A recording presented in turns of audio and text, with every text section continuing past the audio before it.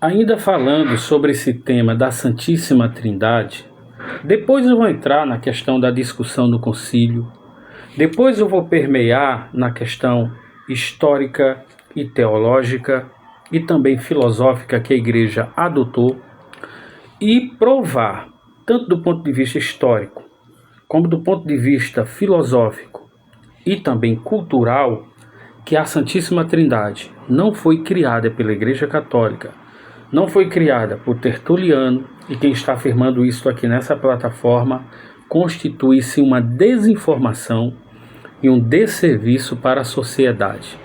Em outras palavras, essas pessoas ou não têm conhecimento sobre a matéria ou estão mentindo descaradamente.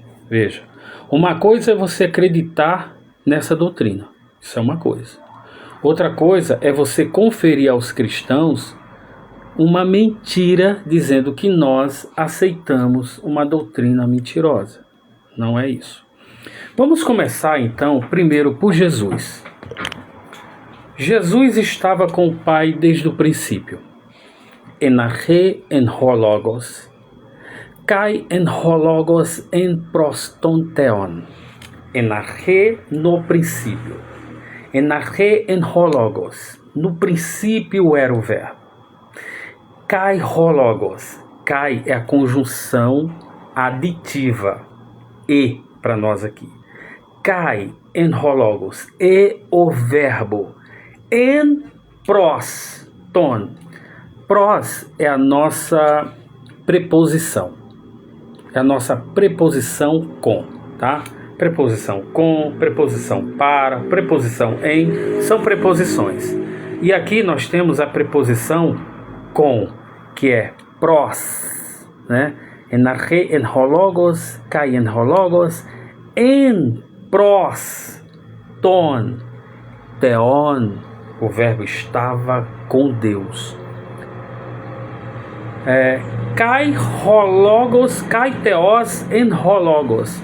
E o verbo era Deus. E aí? Como que fica isso? Está dizendo que o verbo estava com Deus. Pros, ton, theon. O verbo estava com. E em seguida, João diz, kai theos en ho logos. O verbo era Deus. No mínimo, não tem como você negar aqui a divindade do Filho em plena igualdade com a divindade do Pai. Em João, no capítulo 5, versículo 18, a Bíblia nos diz: por isso os judeus queriam ainda mais matá-lo, porque ele não só dizia que Deus era o seu Pai, ou melhor, ele não só quebrantava totalmente o sábado, mas dizia que Deus era o seu Pai, fazendo-se igual a Deus. Então o Filho é igual a Deus. Veja o que o Filho diz. Também o Pai a ninguém julga, mas deu ao Filho todo o direito de julgar. Por quê? Porque Jesus assumiu uma condição humana, e na condição humana ele teve para si a prerrogativa, o direito de poder julgar o homem, porque ele foi homem. É nesse sentido aí. E com relação ao Espírito Santo, olha que texto interessante. Porém eu vos digo, em verdade eu vos digo, todo pecado que é cometido contra o Filho terá perdão. Olha, ficou subtendido aqui que contra o Pai também terá perdão. Aí Jesus diz, mas contra o Espírito Santo não terá perdão. Nem neste século, nem no vindouro. Então nós temos aqui uma distinção.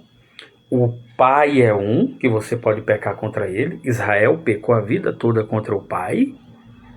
Em Jeremias, no capítulo 3, você pode ler lá. Deus chama Israel de jumenta no cio, porque vai atrás de outros deuses, os deuses do Egito. Então sempre foi um povo obstinado. Contra o Pai tem perdão. Pecou contra Deus. Contra o Filho tem perdão. Toda sorte de blasfêmia. Mas contra o Espírito Santo não tem perdão. Daqui a pouco eu volto. Eu vou aprofundar um pouco mais. E nós vamos falar da pessoa do Espírito Santo. Já já.